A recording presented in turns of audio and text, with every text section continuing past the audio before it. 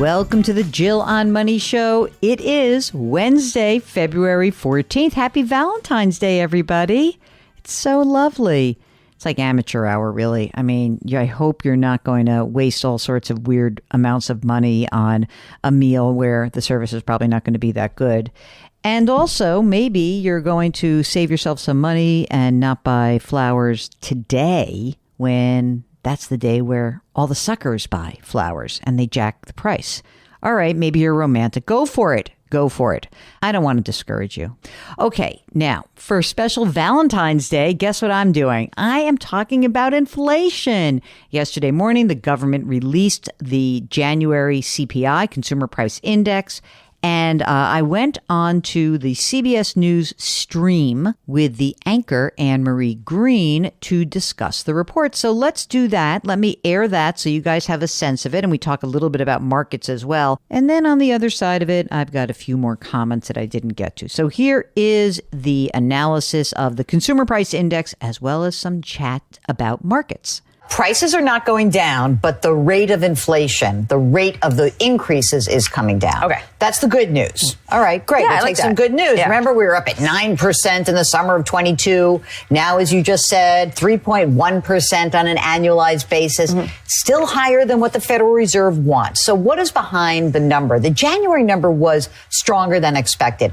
I am going to put this all on one component specifically, the shelter index. Okay, shelter. What is that? Okay, it's like, how much are you paying for your housing? Right, okay. Now, the weird thing is there's two ways to pay for housing, right? You can have people who own a home, they've got mortgages. They are not actually experiencing inflation for their housing costs because they probably have mostly locked in mortgages at very low rates. But to make the data consistent, what the government does is says, hey, you live in a house that you own. What would it cost you to rent that in the marketplace? That's called the rental equivalent index. Whatever. It's total pain in the neck to think of it that way. Then there's actual rents. When we put it together, the shelter component actually accounts for 2/3 of the overall consumer price index. So when you said 3.1%, this is all about shelter. Shelter accelerated at a 6% pace from a year ago. That's a lot. But here's the thing, it's weird. When you go to apartments.com, when you go to Redfin, it shows that actually rents are coming down. It has not been reflected in the government data. This is one of the reasons why economists are like, wait a second, that number doesn't seem right. But it's the number we have. So again, big picture, the rate of increases, the rate of inflation is coming down. However, there are certain aspects of this report that do jump out, like shelter, like motor vehicle insurance. By the way, I just got my renewal up 20% from a year ago. Yikes. So these are the kinds of things that stick in the craw of consumers. Right. Yeah. And it's a good reminder that this is all data that's like backward looking. So that's why maybe when you get online, you don't see it being reflected. But of course, everyone wants to know, well, what does that mean when it comes to the Fed? How are they going to interpret this? What are they going to do about interest rates? It's been 3 years since we've been under 3% and in the inflation rate, So let alone the 2% inflation rate that they want. So we have a meeting in March. I think there's no way they're going to cut interest rates if this is what the data show us. Yeah. Then the next one's in May. And then we've got a June meeting. So, I mean, they'll cut eventually, but they're not cutting right now. Why should they? Yeah. You know, there's a couple of aspects of the economy that remain stronger than they'd like. Not only is the inflation rate strong, but the job market is really strong. And the wage component of the Labor Department's report is kind of showing that people are paying up to get employees. Wages were up 4.5% from a year ago. So the Fed is concerned. Hey, as consumers make more money, what happens? We spend more money, and that can help keep inflation higher. Right. So before we let you go, I'm going to ask you about something completely different. The stock market's like gangbusters. Bananas. Yeah, what's going on? I promised I was going to teach you something fun today, Okay, right? I I'd like learn. to introduce a new concept, and you teach me something every single day. So there's something called the Magnificent Seven. Heard of it or not heard of it? Never. Fun. Okay, here we go. There are 7 stocks that drove a lot of the stock market's returns last year. So, you ready for them? They're the big tech stocks. Meta. Meta's one of them, but let me go in order. Otherwise, I'll never remember. Amazon, Apple, Alphabet. So those 3 A's. Then there is Microsoft Meta, NVIDIA, big chip maker for AI, and Tesla. Those 7 companies, total return last year, 111%. Whoa. The Whoa. S&P 500 was up 24.25%. And so when you think about stocks going higher, I want you to think of two things. Wow, that Mag 7 really drove the action.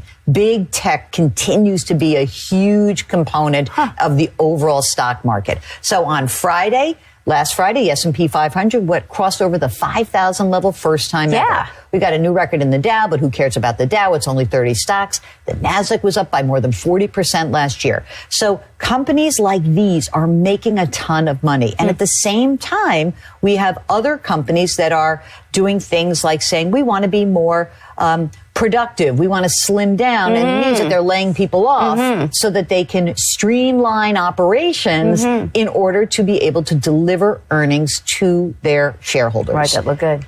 So the reality is these two things together, many companies making a lot of money, some companies saying we're not making money, but we're cutting our staff down to actually make sure that we do make, or at least don't lose money or stop losing as much money. This together brings the stock market higher. There's a lot of good happening in the U.S. economy. If you lose your job, I know it stinks if you're at one of those companies. On the other hand, if you're a shareholder, you own it in your 401k, you're pretty happy. Okay, so, I think a few things to remember about inflation reports. It's a moment in time, but I am really kind of freaked out by this shelter component. And I think that when we continue to examine that, despite all the assurances I've had from economists that, oh no, in the long run, everything sort of catches up to all the data kind of converges, not catches up, but converges. It hasn't so far. And so when we recorded this segment, which was 9 o'clock Eastern time, stocks had not opened. And when they opened, it was kind of a nasty opening. And the reason is that when the investment community looks at inflation data, coupled with a pretty strong employment report that we got for the month of January, they sort of look quickly and say, all right, yeah, sure, inflation's coming down really slowly, but they are more concerned with how the Federal Reserve will view this data. And it is hard to see how the central bank could do anything except hold rates where they are at the March meeting, maybe at the May meeting, and maybe even waiting until the summer before they start to cut rates. And I think, we're looking at an inflation rate, the top line at 3.1%. We're trying to get to 2%. We haven't been below 3% in almost 3 years. So I just think that this is a report that does freak out investors. I was happy that we were talking about just how much markets had been going up. And it is also important to say that there are many parts of the economy that are firing. And clearly the technology sector, maybe it's gotten ahead of itself, but it is firing. And, when we think about being long-term investors, I know what you guys like to look at. I do too. It's not looking at a day or a week or a month, even a year. Last year was a great year, but the year before was really stinky. It's sticking with your game plan for the long term. There are going to be times that challenge you. There are going to be moments where you say, oh no, do I really have to just stay with this? Yes, it is hard, but I encourage every one of you to try to look past a bad day, to look past a report that doesn't give us exactly what we need, and understand that although this is important, it is kind of noise. What's more important is what's going on in your financial life, your real life. And if you'd like to join us to have a conversation about that, please go to our website, JillOnMoney.com, and click the Contact Us button. And while you're there, check out all of our great content because that is where it lives. So maybe it's the blog, maybe it's the resources section, maybe it's the free weekly newsletter, or some of the other things that we offer that cost a few bucks, but check it all out. As always, we do like to remind you, you can subscribe to this podcast on the Odyssey app or wherever you find your favorite podcasts and try to do something nice for someone else today. It is Valentine's Day. Maybe not just your loved one, maybe your loved ones, your mamas, your friends, someone who might have lost somebody who needs a little Valentine virtual hug. Go give them something. Change your work, change your wealth, change your life. Thank you for listening, and we'll talk to you tomorrow.